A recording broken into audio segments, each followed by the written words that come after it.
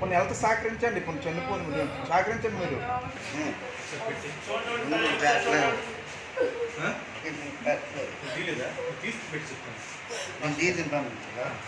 సహకరించండి మేడం, పర్లేదు. ఎవరు గుర్తు లేదు.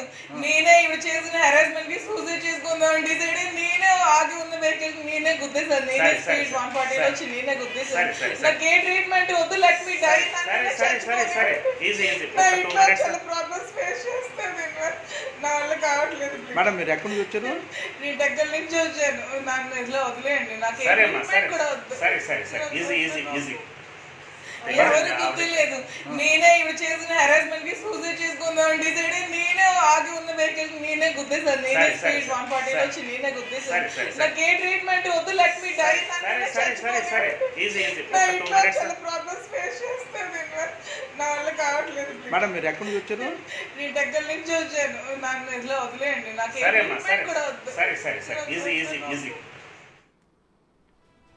రైట్, ఇక వైసీపీ ఎమ్మెల్సీ దువ్వాడ శ్రీనివాస్ వివాదంలో మాధురి రోడ్డు ప్రమాదంలో గాయపడ్డారు. ప్రస్తుతం అని హాస్పిటల్లో జాయిన్ చేయడం అవని మనం చూస్తూనే ఉన్నాం. బిగ్ టీవీ స్క్రీన్ పైన విజువల్స్ లో అయితే తను ట్రీట్మెంట్ కి నిరాకరిస్తుంది. ఎవరు నన్ను యాక్సిడెంట్ చేయలేదు, నేనే ఆగున్న కారుని 140 స్పీడ్ లో వెళ్లి గుద్దాను, కావాలనే నేనే సూసైడ్ చేసుకుని చనిపోదాం అనుకున్నాను. నా పైన వస్తున్న ఆరోపణలకి నేను ఫ్యామిలీ పరంగా కూడా చాలా క్షోభ అనుభవిస్తున్నానని కూడా మాధురి చెప్పడం కూడా మనం వింటున్నాం. డాక్టర్లు సహకరించాలి వైద్యానికి అని చెప్పి ఆమెను కోరుతున్నా కూడా తను నిరాకరిస్తుంది. కావాలనే నేను సూసైడ్ చేసుకుని చనిపోదాం అనుకుంటున్నాను, నాకు ఎటువంటి ట్రీట్మెంట్ కూడా వద్దు అని చెప్పడం మాధురి మనము విజువల్స్ లోనే చూస్తున్నాం.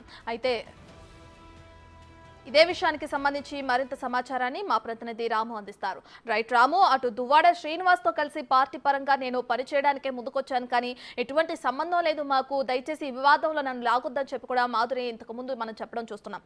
అయితే ఇప్పుడు తను మనస్తాపానికి గురై యాక్సిడెంట్ తానే కావాలని చేసి చనిపోవాలనుకునే వరకు వచ్చింది అంటే సిచ్యువేషన్ మనకు అర్థమవుతుంది. అయితే ప్రస్తుతం మాధురి పరిస్థితి ఏ విధంగా ఉంది, ట్రీట్మెంట్ కి సహకరిస్తున్నారా లేదా, దానికి సంబంధించిన డీటెయిల్స్ ఏంటి?